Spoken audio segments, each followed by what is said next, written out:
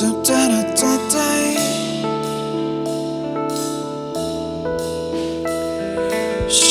dara ömür жаңа менде бастаған Қайғыраттым емеспін ғой енді жас бала Есіміңді жүрегімнен жұлып тастағым келеді бірақ жүрегім сұрақ Өшіре алмай санамнан мен бетіңді мүлде Айтшы неге әр күні түнде Мендегі сен туралы ойлай бере Ай, сұп-сұлусың сондай неге сұп-сұлу Мендегі сен туралы ойлай бере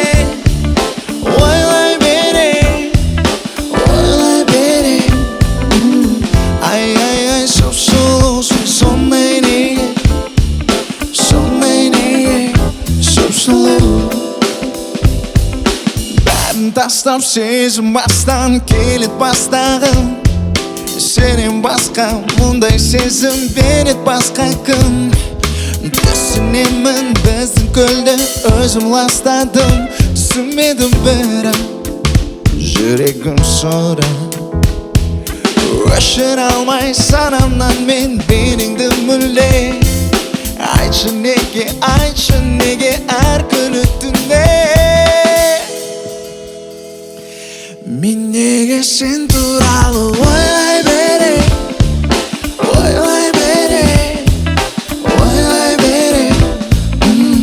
Ай, сұп-сұлусың сондай неге сұп-сұлу Мен неге сен туралы ойлай бере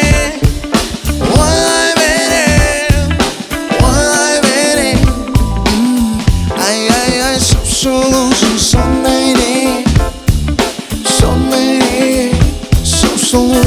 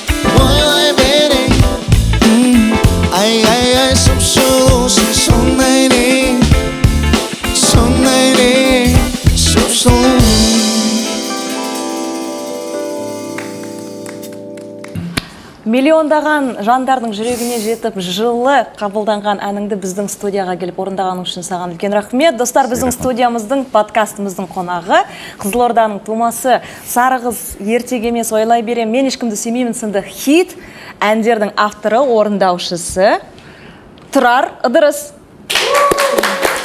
Қазағымның қап-қара домалақ жігіті екен. Тұрар, қош келдің. Қош көрдік. Көңіл күйің қалай? Жақсы, күшті. Шақыртуларыңызға рахмет. Бүгін осындай ерекше подкастқа келгеніме қуаныштымын. Үлкен рахмет. Біздің подкастымыздың ең сені қатты сүйіп тыңдайтын Алма деген құрбың отыр, досың отыр. Сол Алма бізге айтқан осы Тұрарды шақырайықшы деп біздің осы жаңадан бастап жатырған жобамыз. Негізінде біз подкастта, музыкалық видео подкаст дейді ғой.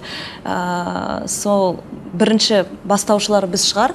Білмеймін, енді Қазақстанда көрген жоқпын музыкалық подкастты. Именно видео подкаст сияқты. Жалпы, мен таңғалып қалдым, бірақ кірген кезде, ішке кірген кезде қаншама адам, мына жерде көріп отқан кісілер бар, енді мына жерде аз адам отқан жоқ, и за камерамен қанша адам, даже телевидениенің өзінде бұндай адам жұмыс істемейтін шығар. Өте қатты профессионал. Біздер енді өте қатты дайындаламыз деп қойды. Көрініп тұр, прям қатты похвальный нәрсе. Бағанадан бері әлі өзім эмоциям ұстай алмадым. Біз енді өнер адамдарын ұстауға өте қиын негізінде, өйткені өнер адамдары бос емес, гастрольдерің көп шығар. Қазір, осы, соған стремитс деді ғой, негіз. Бос болып жата берсең қолдан қайсыз ғой. Бос болмауға стремитс десін, содан кейін бос болмайған кезде жалғыз етіп жүресің, мейлен демалу керек еді. Дегенмен бізге келгеніңе өте қуаныштымыз. Енді өзіңнің өнер жолыңда қандай мақсаттарың бар, қандай жаңалықтарың бар, сонымен бөлісіп кетсең. Негізі бұл подкасттың мақсаты жай әңгіме айту. Дұрыс, интервью емес, әңгіме ғой. Мен негізі жалпы подкасттарды көп көрем. Неден? Ютубтан. Вообще музыкальный подкасттар емес, бірақ жалпы подкаст.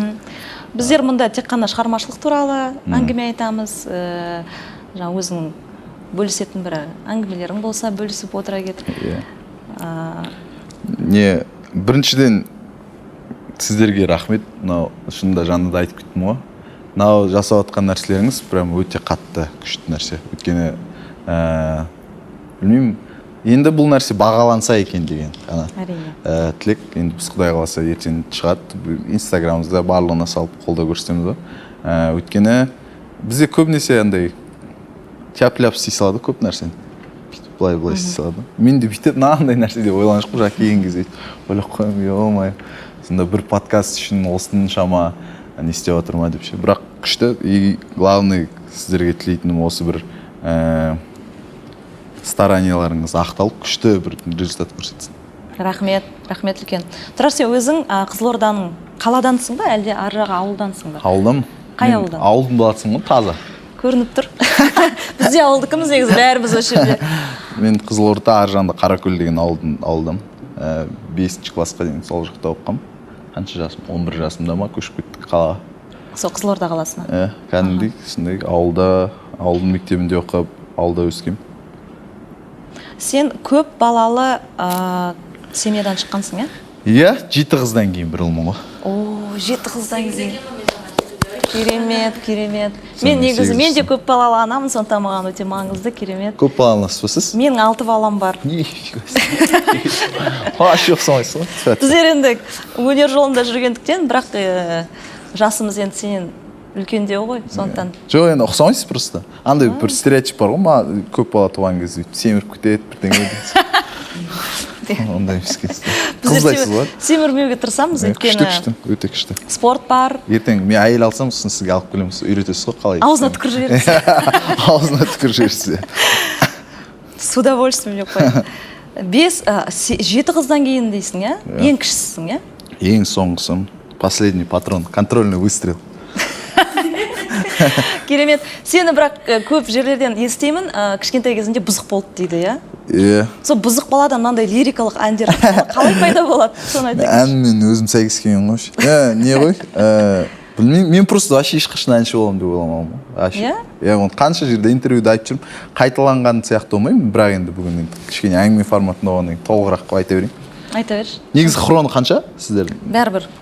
Примерно өзі. Негізі 40-50 минут. 40-50 минут. Максимум. Мысалға, Алма айтып отыр ғой, сіз айтып отырсыз. Мен бұлардың директор болғам. Бұл Vox Acapella деген. Неде?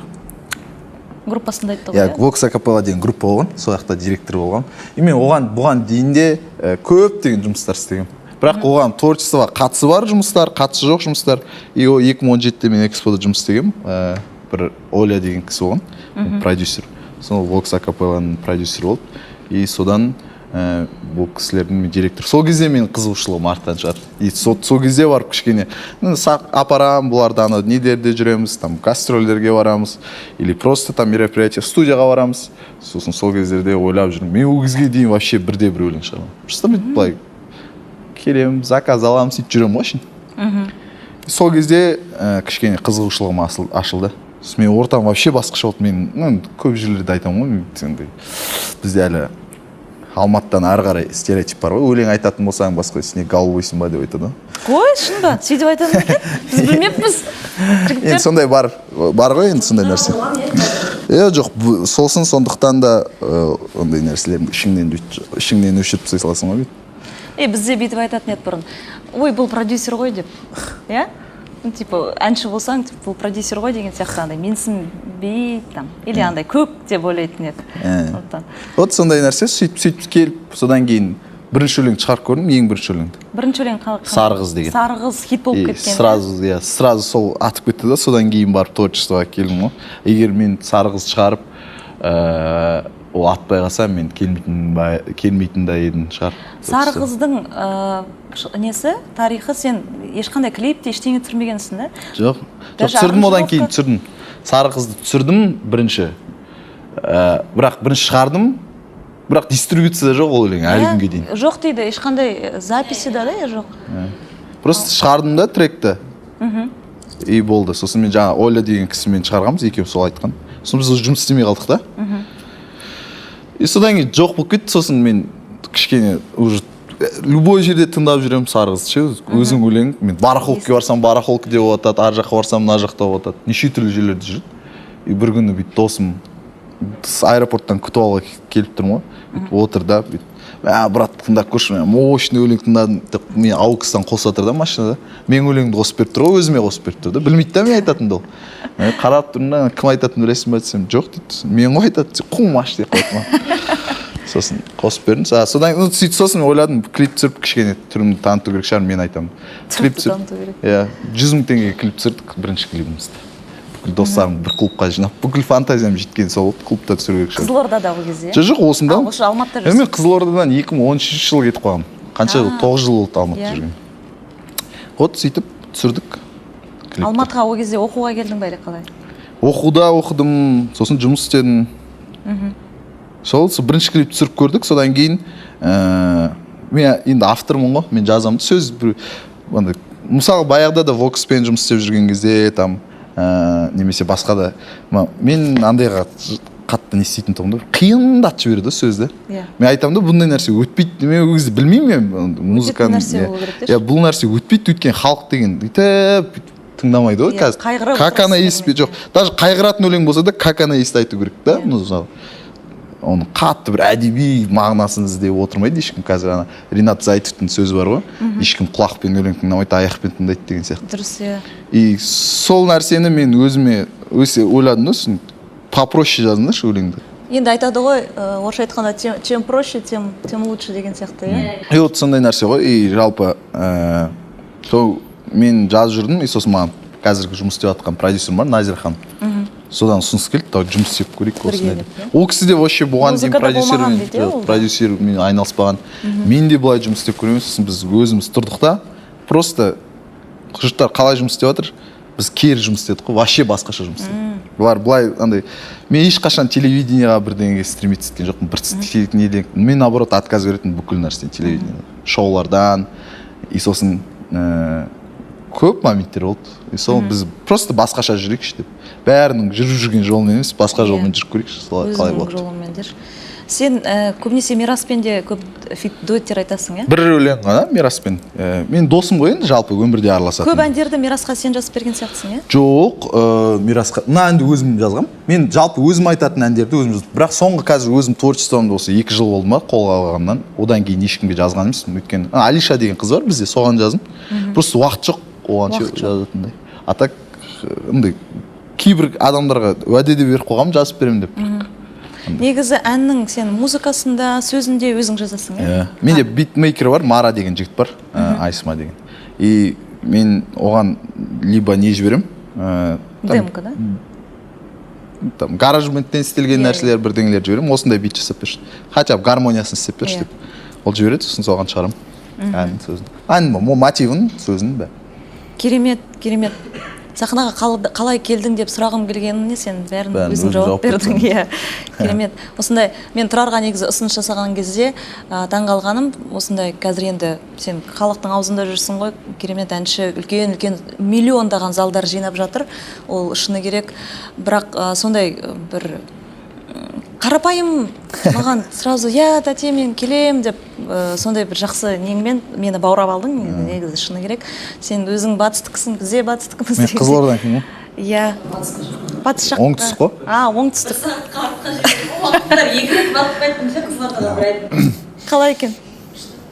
Қызылордаға. Өтірік айтпа, шынымды айтпа. Қызылордан күшті.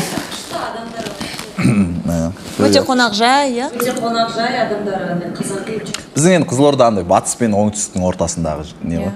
Сондықтан қазақылықта барлығы бар. Бізде Қызылордада орысша сөйлемейді ешкім, бәрі қазақша сөйлейді. Дұрыс.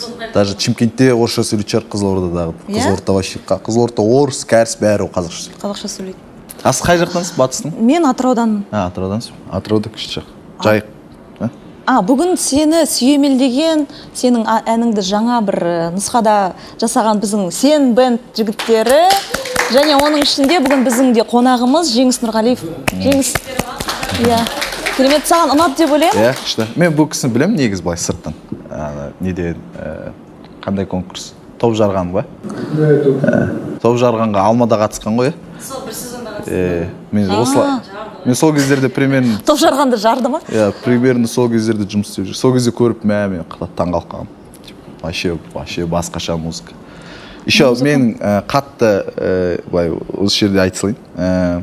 Көбінесе енді музыканттар кішкене орысшалау болады ғой. Орыстар болады или қазақтар болмайды ғой. Бір музыкант бір бендтармен жұмыс істеген кезде и ана еще қазақтың жігіті еще қазақ болғаны қатты қуантады. Қазақша да прям өзінің болмысы қазақша.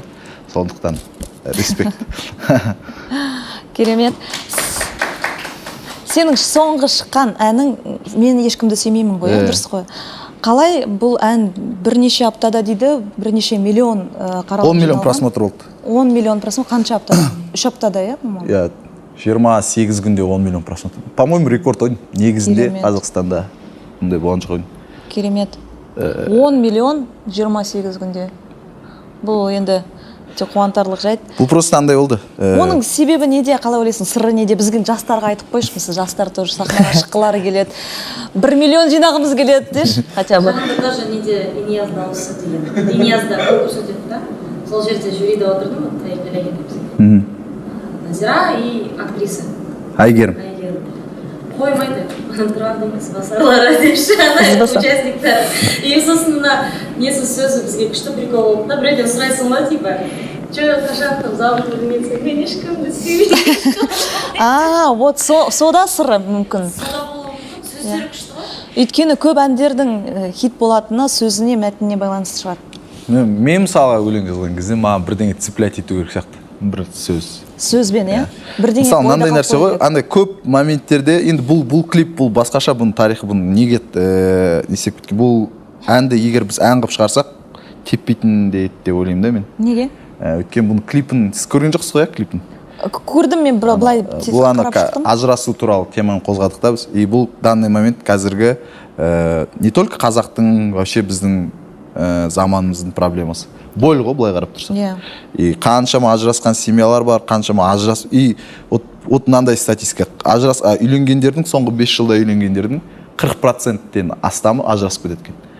Ол деген масқара ғой. Почти жартысы үйленгендердің ажырасып кетеді деген сөз ғой. И как-то несерьезно болып кеткен ғой, брак деген нәрсе. Құн жоғалып кеткен. И вот реально қатты больно нәрсе да. И біз сол нәрсеге, мен өзім досым бар, Самат деген. Сол клиптің сценаристі, режиссері. Біз как-то алып келдік. Ол айтты, өзі ұсыныс жасады да. Осы теманы қозғайықшы деп. Сосын менде бұл өлең вообще басқа кішкене басқаша форматта тұрған. Менде бұл альбомнан, новый альбомнан, бірақ оны альбом шығармайтын болдық, қазір сингл шығара береміз. И сол кезде осыны алып келдік, и осыны талқыладық, қалай қылып істеуге болады. Сосын кішкене текстін өзгерттік. Саматтың ең бірінші режиссерлік жұмысы ол. Өзі ең просто ол айтты, сценарийін жазып беремін, режиссер тапсайды, жоқ дедім. Өзі күтпеген шығар, 10 миллион. Өзің тап деп. Жоқ, ол бірінші режиссерлік жұмысы болған, сценарист ретінде өте аты шыққан жігіт. Бизнес по-казахски в Корейін жазған, My Life is Айсұлу жазған, 30-дан асып барамын, Ирина Хайратовнаның киносы шықты, соның сценарийін жазған. Қазір кинотеатрда вот хотя бы в кино деген кино бар. Соның сценарийін жазған. Жоқ, өте мықты жігіт сценарий жағынан. Просто ол өзіне сенбейді да, сен өзінің режиссері болса деген. Сөйтіп өзі алып шықты, режиссировать етіп. И вот бір айда 10 миллион жинадық қой. Керемет. Құттықтаймын. Рахмет. Негізгі шынымен де. Бірде сен 20-шы жылы Макс Корждың концертінде болдың. Сол кезде видео түсіріп, алдыңа арман, мақсат және нысана или нәтиже деп қойдың. Оны не үшін сен жаздың? өзіңе бір мотивация концертте ретінде ма? 20-шы жыл болған жоқпын, 18-ші жыл болдым. 18-ші жылы. Просто ол видеоны мен түсірген жоқпын. Мен 20-шы жылы жаңа сіз Инстаграмдағын айтып тұрсыз ғой, примерно. 20-шы жылы енді вот мен творчествоға серьезно 20-шы жылдың аяғында келдім. Примерно сол кезде мен оған дейін бүйтіп сол сары қыз ғана болды, бір-ақ трек болды. Сосын Назирханмен жұмыс істеп бастағаннан кейін, сол кезде сол октябрьдің кезі ғой, 20-шы жыл, октябрь, ноябрь. Сол кезде просто жаттым да, и вот енді егер мен творчество жасасам, андай жай әшейін для себя жүрмей-ақ қояйын дедім да. Просто мен оған дейін басқа жұмыстар жасайтын тұғым, бәрін ысырып қойдым да. И тек творчество. Сол кезде мен бір EP жазып шықтым, 3-4 сингл жаздым. И сол кезде анау Макс Кождың концерті бар, именно стадиондағы видеосы ғой.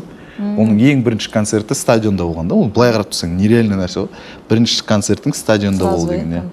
И сосын соны көріп жаттым да, просто мен сол Макс Кож туралы қарап жаттым. И сосын просто Инстаграмға сала салдым историяға. Типа, вот менің арманым, мақсатым и нысанам осы болсын деп ше. И нысанам осы болсын деп сала салдым да. И бір-ақ жыл өтті, содан кейін 21-ші жылы дәл сондай концерт біз істедік қой. И менің де ең бірінші концертім Алматы аренада болды. Керемет. Сіздерге де жұғысты болсын, жастар. Әрбір жазған әніңнің өзінің бір тарихы бар, иә? Енді андай ғой. Көбіне ол сенің қарым-қатынастарың туралы. Менің ғана емес, достарымның, басқаларының жазып жүрмін.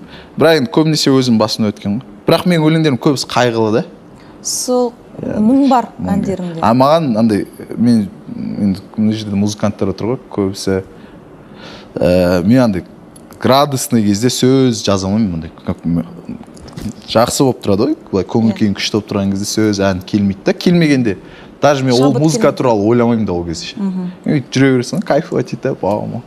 И болімді ішіндегі немді ауыртпашылықты музыка арқылы шығарған маған. Сол қалай боль болады, солай шығарсам и жеңілдеп қалам. Сол ән сосын жүрекке жетеді. Жететіні бар, жетпейтіні бар.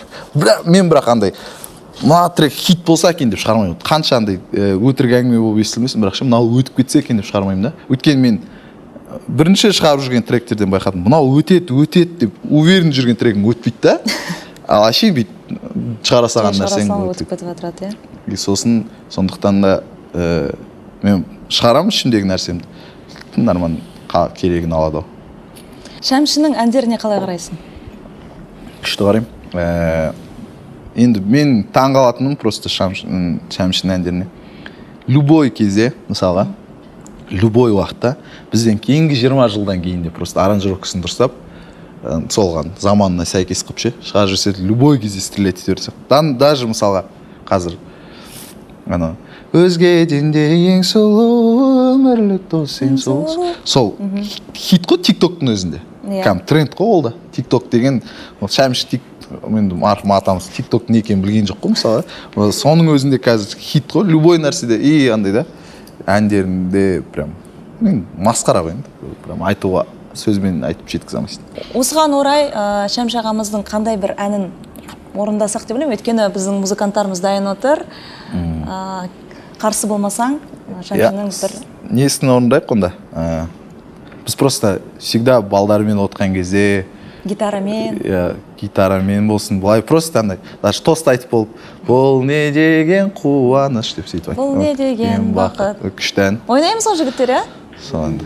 Кеттік онда.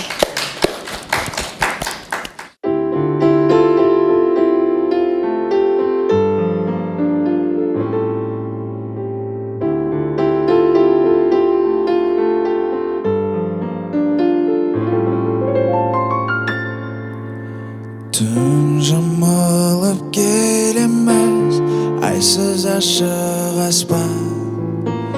Төбемізде жұлдыздар, үнсіз жымандасқан.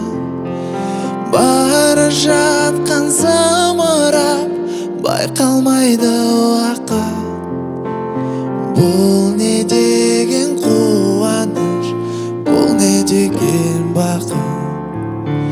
Бара жатқан зымырап, байқалмайды уақыт. Бұл не деген қуаныш, бұл не деген бақыт.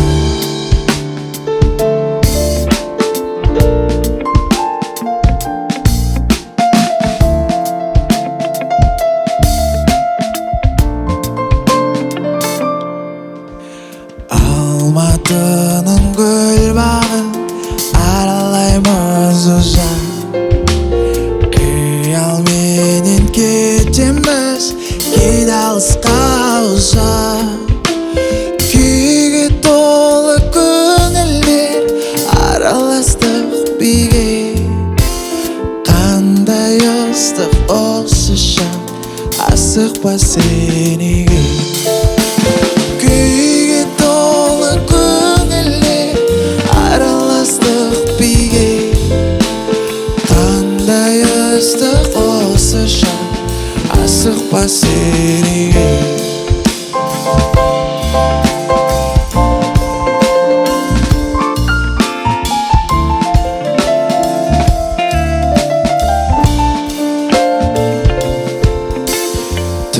жамалып келеміз айсыз ашық аспан төбемізде жұлдыздар үнсіз жұмандасқан бара жатқан зымырап байқалмайды уақыт бұл не деген қуаныш бұл не деген бақыт жатқан зымырап байқалмайды уақыт бұл не деген қуаныш бұл не деген бақыт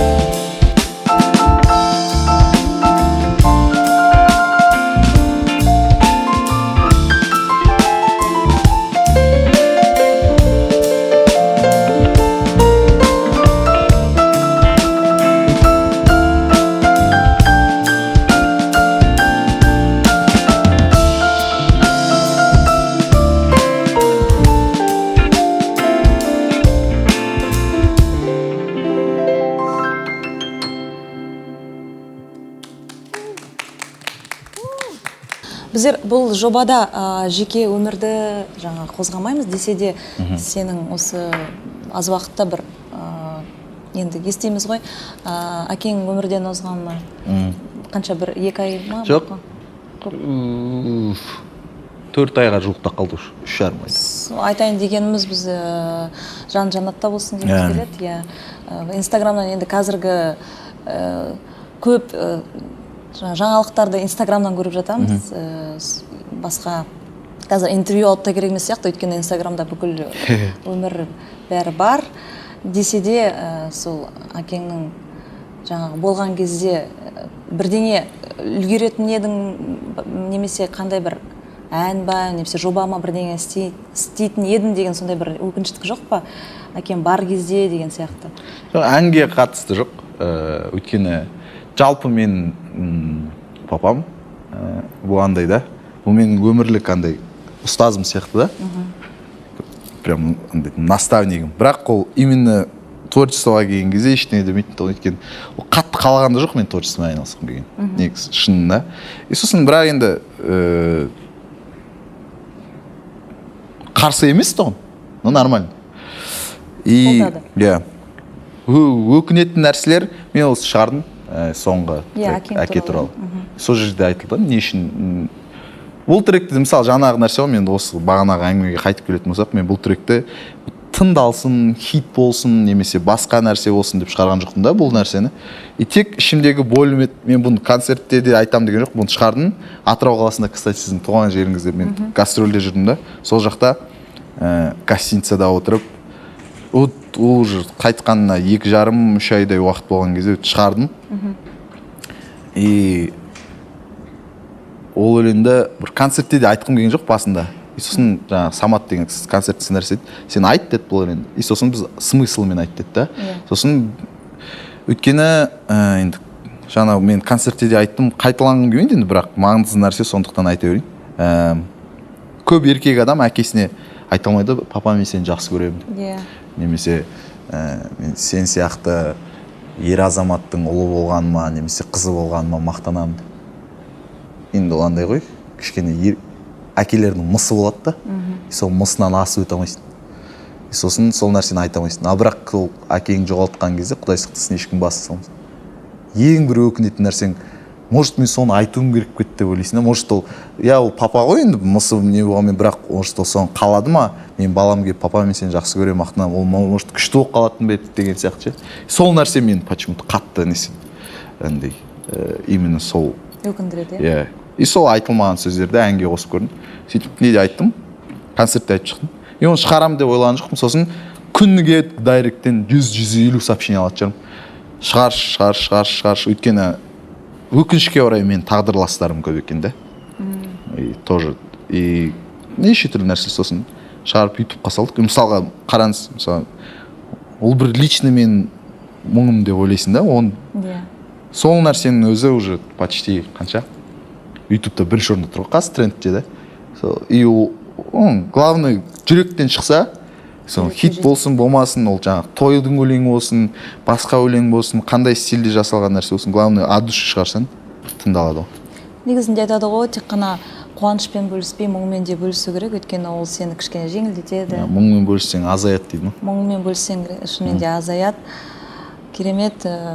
Мамаң енді өзің қасыңда ма әлде? Иә, осында сол 1,5 жыл бұрын примерно үйдегілерді көшіріп алғанмын осында Алматыға. Керемет, мен 15 қанша 20 жыл болды, әлі көшіре алмадым. Шықпайды ғой, шықпайды Атыраудан. Иә, сіздердікі сол сияқты.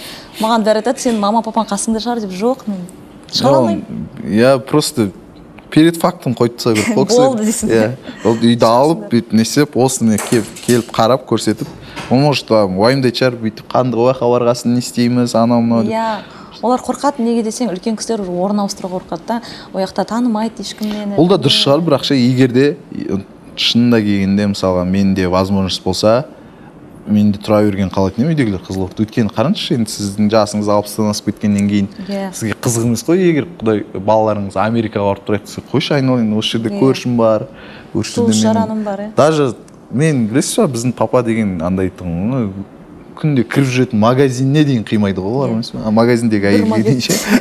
Мен онымен әңгіме айтамын ғой деп тұрады. Сол ғой, біздікілерде сол. Мен мұн жақта атым бар, затым бар, қонаққа барам, құдалық, анау-мынау соған барам деп, мұн жақты қимайды ана жақта. Мұн жаққа да көшіре алмадым, бірақ енді сен дұрыс мамаңды қарап, өзің қасыңа шығарып алғаның. Әпкелерің бәрі тұрмыста шығар, иә? Жетеу тұрмыста. Жетеу де тұрмыста, иә? Жетеу. Біздің папа айтатын, қыз деген өріс деп. Өрісің кеңейіп жатыр деп, не істеп сөйтіп айтады. Сол жетеу жақта. Қыздар негізі жақсы ғой, ата-анаға қыздар. Күшті, конечно. Мен айтайын ба сізге, осымен енді папам ауырды ғой, біраз уақыт. Мен сол кезде түсіндім ғой, что ертең Құдай қаласа бала берсе, маған қыз көбірек берсін деп ше. Қыз қарайды, иә? Біз ұлымыз, біз мынандаймыз айта береміз, біз по-любому андай қыз сияқты жанымызды аша алмайды, әке шешеге ше. Өйткені қыздар деген прям вообще басқаша. Қыздар тұрмысқа кетсе де, ана жақта мама папасын ойлап тұрады ғой. Иә. Қыздардың жүрегі именно мейірімділік жағынан өте күшті. Ал босыған қарай, қызың бар ма, жүріп жүрген махаббатың бар ма? Жоқ, қандай? Қазір жоқ. Бүкіл мына әндеріңді кімге арнайсың сен? Бәрі біледі оны десіп па. Жоқ, ойнап айтам. Жоқ, енді бұрынғы қыздарыңа арнай бересің ғой. Есіңе түсіріп алып. Ана қыздар ренжіп қалатын болды десең. Есіңе түсіріп алып. Жоқ, енді мен андаймын ғой, мен шабыттансам, бір көрген қызға да арнай саласың. Қатты бір жүріп. Шабыт болса болды. Шабыт кесе ора бересің ғой. Жігіттер, тұрарға сұрақ қоятып сезіп тұрсың ба? құлақ жоқ, қаттырақ айта берсің ба? Сұрақ айтып берсе, кімге арнайсың? Маған десейші, алма. Жоқ, шын? Қандай болады ғой? Ағаларымыз. Дұрыс қой, қарындас. Мен қатал болатын бедім бәрі. Суреттер вообще мына маңдайында тиын жазды. Айда салма дейді. Сенде бар ма, шығарып қой? Шығарайын десең. Ятталар деп па? Компромат салма. Мен одан қорқам, страшно. Жоқ, айтып істеді бұл. Тұрар, жасың 26-ға келіп қалды ғой. Иә, ертең Құдай қаласа бүгін шесі. Ба, ертең туған күн ба? Жоқ, 21 туған күн. О, күшті. Туған күнге барамыз. Мен еще концерт болады бізде 21 Таразда. Алдыңғы концерттің қалай өтті? Бір Инстаграм көріп қалам, жаңбыр жауып, ауа райы бұзылып дегенде біздің Алматының ауа райы қыс сияқты. Open air жасағым келген ғой. Иә, ашық аспанда, иә. Күшті қылып, шабыт бар, амфитеатр білесіз ба? Иә. Атмосферасы өте күшті. Бұрын мен бір концертке барғам 2018-де ма. Сол кезде қатты ұнап қалған ше сол жер. Именно концерттің атмосфера. И сол жерде жасаймын деп бәрін дайындаламын ғой енді. Бүкілін дайындаламын. Аппаратурасын бәрін өзің апарып, иә? Иә, прям ана шабыттың еще ремонт бітпеген қыстан кейін. Оларға дополнительный ақша береміз. Там ремонттарын бітіру үшін анау бәрін дайындаламын. И 29 күні қойдым, 28 күні құйып жаңбыр жауды. Прям құйып жауып отыр да жаңбыр. И мен басында ойладым, жарайды, біз еще не алып қойдық. жауатын, иә? Не дейді, дождевик дейді ма, сондайлар алып қойдық бәрінше. Енді құдайға шүкір табасың ғой концерттен ақша. Бірақ қысып қалмайық дедік та, барлығын от души істейік дедік. Барлық дождевиктер алып қойдық, анау мынау. Бірақ анау жаңбыр слишком болып кетті, асты су алып сөйтіп кетті да, уже адамдар тұратын жердің мынандай су болып тұр да, короче. Иә, осы қатты болды ғой жаңбыр. И сосын сол күні 28 күн кешке дейін тұрдым, жоқ істеймін деп ше. Қалай да істеймін. Иә, и 28 күні жаңа су алып жатқан кезде бір күнде балуан шолаққа звондап, сол рахмет біріншіден балуан шолақтың нелеріне, жаңа бастықтарына. Ұйымдастырушыларына. Бір күнде ауыстырдық қой, бүкіл аппаратураны құрып жатырмыз уже, сценаны дайындап жатырмыз. Барлығын жинадық, қайттан институтын білесіз, ана жақта қаншама қаражат, қаншама не проблема деген жоспар болды. Бірақ өзім сенген жоқпын. Бірақ дым болмағандай келесі күні локация ауыстырып неде істеп жүрдік қой, балуан шолақта, сол концертте. Қайттан сахна бас. Күшті өтті, андай душевный болды, өте қатты душевный концерт болды. Енді келесі концертің Алматыда қашан болады? Білмеймін пока что. Ойда бар ма? Ойда. Менде бізде енді бір-екі проекттер бар Алматыда жалпы жасайтын, продакшнмен жасайтын. Ол менің жеке концерттеріміз. Бірақ ол жақта да өнер көрсетсем. Сондай концерттер болмаса, енді көп жасай бермейміз ғой енді Алматыда да. Иншаллах келесі жыл шығар. Тек қана үлкен сондай концерттерге қатысасың ба, немесе осындай кішігірім, мысалы сен байқап тұрсаң, бізде залы ондай үлкен емес, бізде камерный концерттер көбінесе болады, осындай жанды дауыста. Осыған қалай қарайсың сен? Музкафе бар ғой, сол жақтан не келіп отқан, ұсыныс сол жақта. Өйткені мен концертке дейін мен не істедім? Пригласительный кеш істедім да. Достарымды, блогерлерді шақырдым да.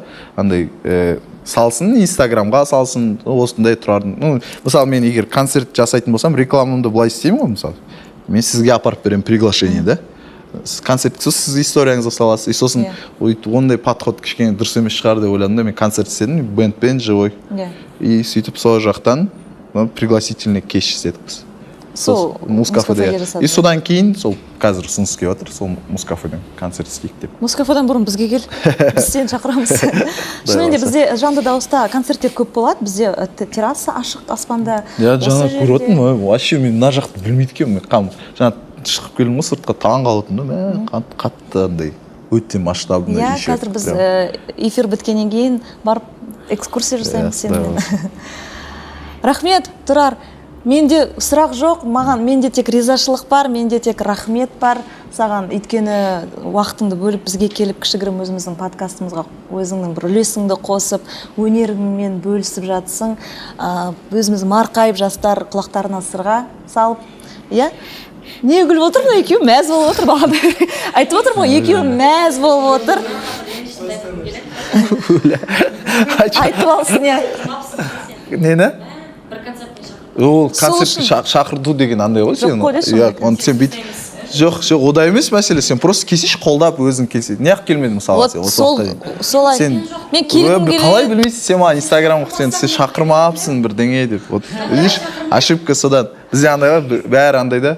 Мен не істегесі шақыру керек деп өйтті. Сен просто, если ты тем более музыкантсың сен. Мен бұл жерде Тұрарды қолдаймын. Өйткені шынымен де шақырмау керек, адам өзі талпынып, өзі сұрану керек, барайыншы, нетейін дегенде Тұрар өзі саған жүгіріп келіп әкеліп береді. Соны айтам. Вот видишь? Ана қарашы. Я бір енді келер. Өзің кінәсіз қолында. Соны айтам. Сонда Алма, келесіде Тұрарды осы біздің концерттік жобамызға, площадкамызға шақырайық? Шақырмайым, потому что өзі. Жоқ, мен Тұрарды өзім атынан шақырғым келеді. Уақытың болса, Құдай қаласа, осында сен студиясына келіп, өзіңнің бір кішігірім концертіңді берсең де біз өте риза болып қаламыз. Саған үлкен рахмет. Және де сенің тілектерің жастарға. Жастарға болғанда, ол қатты жасым емес шығарсыздар, қай жыл? Мен балаларым ол деген. Тұрар, мен балаларым ол кішкентай. Жоқ, жалпы енді творчествода жүрген қыздар, жігіттер. Сен 96-сын ба? И жоқ, жалпы енді айтқысы келіп отқан нәрсе ода емес шығар, бірақ андай ғой. Енді сендер творчествомен не істегеннен кейін жалпы өмірлеріңді күшті белестерге жетіңдер, өздерің ойлап жүрген, может бұл кісілердің ойлап жүргені вообще арманы менікінен вообще басқаша шығады да. Мысалы бұлар енді более творческий болып келеді ғой, кішкене мен қияли болып тұр. қияли бұлар, и сондықтан главное өздерің ләззат ала алатындай не тілеймін сендерге, сондай бір мақсат, сондай бір армандарың орындалғаны.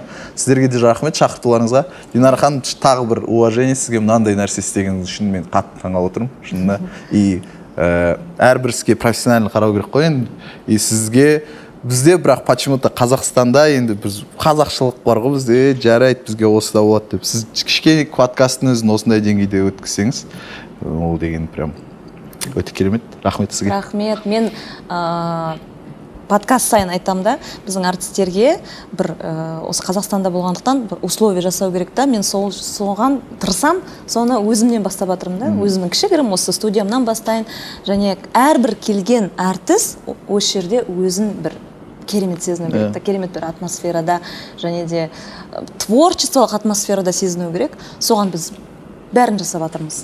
Сол үшін рахмет. Келіп тұр, студия бар астында, музыкалық студия бар, көптеген нәрселер бұнда жасауға болады. Сондықтан мархаба. Рахмет.